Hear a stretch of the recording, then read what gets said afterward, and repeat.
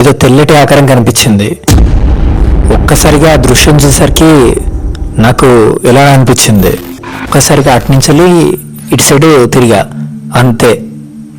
ఒక్క నిమిషం క్రితం ఏ అమ్మాయితో అలా వెళ్ళిపోయిందో అక్కడ అమ్మాయి లేదు, అక్కడ ఒక దయ్యం ఉంది.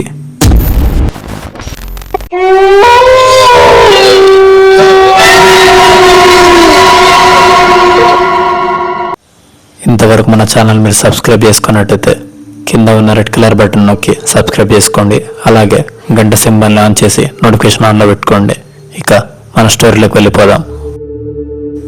నా పేరు రాజు. మాది విశాఖపట్నం దగ్గర ఆనందపురం అనే గ్రామం. అయితే నేను డిగ్రీ చదువుకున్నాను. చదివిన తర్వాత నాకు పెద్దగా ఎలాంటి ఉద్యోగం చేసే ఇంట్రెస్ట్ లేకపోవడంతో ఊళ్ళోనే ఉంటున్నా. అలా ఊర్లోనే ఖాళీగా తిరుగుతుండేవాడిని. అలా తిరుగుతున్నాను చూసి మా అమ్మ నాన్న కూడా చాలాసార్లు వార్నింగ్ ఇచ్చినట్టు చేసేవారు. కానీ వాళ్ళు ఎంత చెప్పినా కూడా నేను మాత్రం ఏ పనికి వెళ్ళేవాడిని కాదు. ఎందుకో తెలీదు, నాకు ఏ పని చేయాలని కూడా పెద్దగా ఇంట్రెస్ట్ ఉండేది కాదు. అయితే ఇలా తిరుగుతున్నాను చూసి మా అమ్మ వాళ్ళు చాలా బాధపడేవారు. ఇలాగే ఉంటే నేను ఏమైపోతానో అని మా అమ్మ నాన్న బాధపడుతున్న సమయంలో మా ఇంటికి మా మామయ్య వాళ్ళు వచ్చారు. నా పరిస్థితి గురించి వాళ్ళు తెలుసుకొని, వీడు ఇలానే ఉంటే ఇలానే చెడిపోతాడు, వీడికి పెళ్లి చేద్దాం, పెళ్లి చేస్తానని సెట్ అవుతాడు అని చెప్పేసి వాళ్ళు మాట్లాడుకున్నారు. అయితే కొన్ని రోజుల తర్వాత వాళ్ళ ఇంటికి పెళ్లి సంబంధం కోసం మాట్లాడడానికి మేము వెళ్ళాం. ఆ అమ్మాయి కూడా నాకు నచ్చడంతో ఆ పెళ్లి సంబంధం ఖాయమైంది. తర్వాత ఇంటికి వచ్చేసాం. అప్పటికే పెళ్లి ఖాయం కావడంతో మేము ఇద్దరం నెంబర్స్ ఎక్స్చేంజ్ చేసుకున్నాం. అలా కొన్ని రోజులకు మేము ఇద్దరం ఫోన్ చేసుకోవడం మొదలుపెట్టాం. అలా రోజు రాత్రి మేము ఫోన్ మాట్లాడుకునే వాళ్ళం. అలా ఒకరోజు రాత్రి 7 గంటల సమయానికి ఆ అమ్మాయి నుంచి నాకు ఫోన్ వచ్చింది. ఆ ఫోన్ ఎత్తి తనతో మాట్లాడుతూ ఊరి చివరి వరకు వెళ్ళి అక్కడ ఒక కాలుగట్టు పక్కన కూర్చున్నాను. అలా తనతో మాట్లాడుతూనే చాలా సమయం గడిపేశాను. ఎంత సమయం అయిందో కూడా చూసుకుంటే సాధారణంగానే రాత్రి వేళల్లో పొలిమేర సైడ్ ఎవరు రారు. అది కూడా రాత్రి 11 అవడంతో ఆ ప్రదేశంలో ఎలాంటి మనుషులు తిరగడం లేదు. అప్పటికి రాత్రి 12 అవుతుంది. చుట్టుపక్కల మొత్తం కప్పల శబ్దాలు, కీచరాల శబ్దాలు వినిపిస్తూనే ఉన్నాయి. అవన్నీ పట్టించుకోకుండా నేను తనతో అలానే మాట్లాడుతూనే ఉన్నా. అయితే అప్పటికి అవి అమావాస్య రోజులు. దానివల్ల మొత్తం చీకటిగా ఉంది. పెద్దగా వెలుతురు లాంటివి కూడా ఏం లేదు. మొత్తం చుట్టుపక్కలంతా చీకటిగానే ఉంది. కానీ అంత చీకటిని కూడా నేను లెక్క చేయకుండా తనతోనే అలానే ఫోన్లో మాట్లాడుతూనే ఉన్నా. అయితే అలా మాట్లాడుతున్న నాకు దూరంగా ఏదో తెల్లటి ఆకారం కనిపించింది. ఒక్కసారిగా ఆ దృశ్యం చూసేసరికి నాకు ఎలా అనిపించింది, ఒక్కసారిగా ఆ దృశ్యాన్ని చూసేసరికి నాకెందుకో తెలియని భయమైంది. ఎందుకంటే ఇంత అర్ధరాత్రి వేళ అయితే మా ఊరి పొలిమేర సైడ్ అయితే ఎవరు రారు. అయితే అప్పటి వరకు తనతో ఫోన్లో మాట్లాడుతున్నా నేను ఆ దృశ్యం చూసేసరికి అలానే ఆగిపోయా.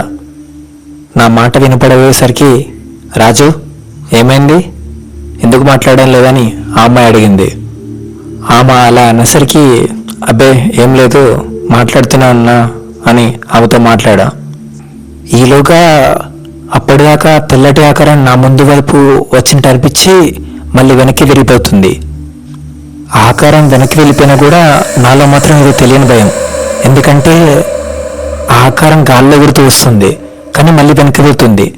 కానీ నాకు మాత్రం చాలా భయం అవుతుంది. ఎందుకో తెలియదు, కానీ చాలా కంగారుగా ఉంది.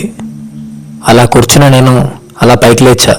కానీ అప్పటికే ఆ తెల్లటి ఆకారం చాలా దూరం వెళ్ళిపోయి అక్కడే మాయమైపోయింది. అయితే అప్పటికి తనతో మాట్లాడుతూనే ఉన్నా, కానీ నా గొంతు మాత్రం తడబడుతూనే ఉంది. అది గమనించిన ఆ అమ్మాయి రాజు ఏమైంది అని అడిగింది. అయితే ఈ విషయాన్ని దాచిపెట్టడం మంచిది అని చెప్పేసి తనతో చెప్దామని అనుకున్నా. కానీ ఈసారి మాత్రం మళ్ళీ ఆ ఆకారం గాల్లో తేలుతూ మరింత వేగంతో నా వైపే వస్తున్నది. అది ఒక స్త్రీ ఆకారం. తెల్లటి చీరతో జుట్టంతా విరబూసుకొని అలానే వస్తుంది. అయితే ఆ స్త్రీని చూసిన నేనైతే అక్కడ అలానే ఉన్నాను. నా గుండె ఆగిపోయినంత పడింది. అటు నుంచి ఆ అమ్మాయి మాట్లాడుతూనే ఉంది, కానీ నేను మాత్రం అలానే స్టన్ అయిపోయాను. నా శరీరం అంతా వణికిపోతుంది. అంతటి చల్లటి ప్రదేశంలో కూడా నాకు మాత్రం చెమటలు పడుతున్నాయి. అక్కడి నుంచి పరిగెత్తాలని చూసా, కానీ ఎందుకో తెలియదు ఒక్కడికి కూడా బయటకు వెళ్ళకపోయా. అయితే అప్పటికీ ఆ స్త్రీ మరింత దగ్గరికి వచ్చేసింది. అయితే తను మాత్రం మామూలు మనిషిలాగానే దగ్గరికి వచ్చిన తర్వాత నడుచుకుంటూ ముందు నుంచి వెళ్ళిపోయింది. నాకేం అర్థం కాలేదు. ఇప్పటిదాకా గాల్లో వచ్చింది మళ్ళీ సడన్గా నడుచుకుంటూ వెళ్తుంది ఏంటని నేనంతా అయోమయంలో పడిపోయా. అలా అయోమయంలో ఉన్న నేను ఒక్కసారిగా అట్నుంచి ఇటు సైడు తిరిగా. అంతే. ఒక్క నిమిషం క్రితం ఏ అమ్మాయితో అలా వెళ్ళిపోయిందో అక్కడ అమ్మాయి లేదు, అక్కడ ఒక దయ్యం ఉంది.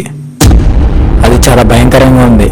తన మొత్తం బాడీ మొత్తం మనిషిలాగే ఉంది, కానీ ముఖం మాత్రం చాలా భయంకరంగా ఉంది. ఎర్రటి కళ్ళతో చుట్టూ మొత్తం విరబూసుకొని చాలా అంటే చాలా భయంకరంగా ఉంది.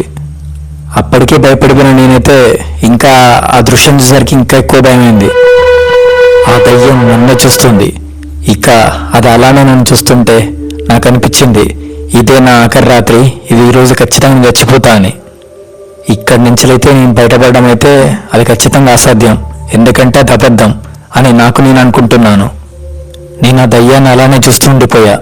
మొత్తం నా బాడీ మొత్తం షివరింగ్ అవుతుంది, నా గుండె గట్టిగా కొట్టుకుంటుంది. అప్పటికి నా చెమటలన్నీ కట్టి చాలా భయంకరంగా ఉన్న దయ్యాన్ని చూస్తూనే అలా ఉండిపోయా. ఏమీ చేయలేని సిచ్యువేషన్లో ఉండిపోయాను నేను. కానీ ఆ దయ్యం మాత్రం నన్ను చూస్తుంది. అప్పటి వరకు నన్ను చూస్తున్న దయ్యం ఒక్క అడుగు ముందుకు వేసింది. ఆమె అలా ముందుకు వేసేసరికి ఆమె కాళ్ళకున్న గజ్జల శబ్దం గట్టిగా వినిపించింది. ఆ శబ్దం ఒక్కసారి వినిపించేసరికి నా గుండె చెల్లమన్నది. గట్టిగా అరుద్దాం అనుకున్నా, కానీ నా గొంతు నాకు సహకరించడం లేదు. అప్పటికే ఆ దయ్యం ఇంకో అడుగు ముందుకు వేసింది.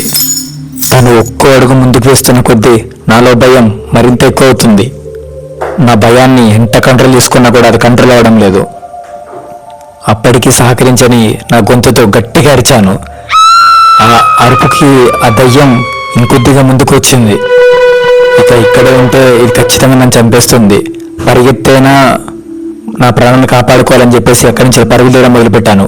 కానీ ఆ దయ్యం మాత్రం నా వైపే గట్టిగా అరుచుకుంటూ పరిగెత్తుకుంటూ వస్తుంది. ఆ దయ్యం మాత్రం గాల్లో ఎగురుతూ పరిగెత్తుకుంటూ నా వెనకే వస్తుంది. నేను గట్టిగా అరుస్తూ ఊర్లోకి వెళ్ళిపోయా. అలా ఎంత దూరం వెళ్ళినా కూడా ఆ దయ్యం నా వెనకే వస్తుంది. అలా పరిగెత్తుకుంటూ నా స్నేహితుడి ఇంటికి చేరుకున్నా. తలుపులు గట్టిగా కొట్టి వాడిని లేపాను. వాడు చాలాసేపటి తర్వాత వచ్చి తలుపులు తీశాడు. కానీ నేను మాత్రం అలానే అరుస్తూనే ఉన్నా. తలుపులు తీసిన వాడు నన్ను సడన్గా అక్కడ చూసి, రే రాజు, నువ్వేంట్రీ ఇక్కడ, ఈ టైంలో ఇక్కడేం చేస్తున్నావు అని అడిగాడు. కానీ నేను మాత్రం గట్టిగా అరుస్తూ భయపడుతూ ఏడుస్తూనే ఉన్నా. అప్పటికి నా స్నేహితుడు వాళ్ళ అమ్మ నాన్న కూడా నిద్ర నుంచి లేచారు. వాళ్ళు కూడా నన్ను ఇంట్లోకి తీసుకెళ్ళి కొద్దిగా వాటర్ ఇచ్చేసి తర్వాత అడిగారు, ఏమైందిరా ఇంత రాత్రిపూట వచ్చి ఏడుస్తున్నావు, అసలు ఏమైందని. కానీ నేను మాత్రం చాలాసేపటి వరకు తేరుకోలేకపోయా.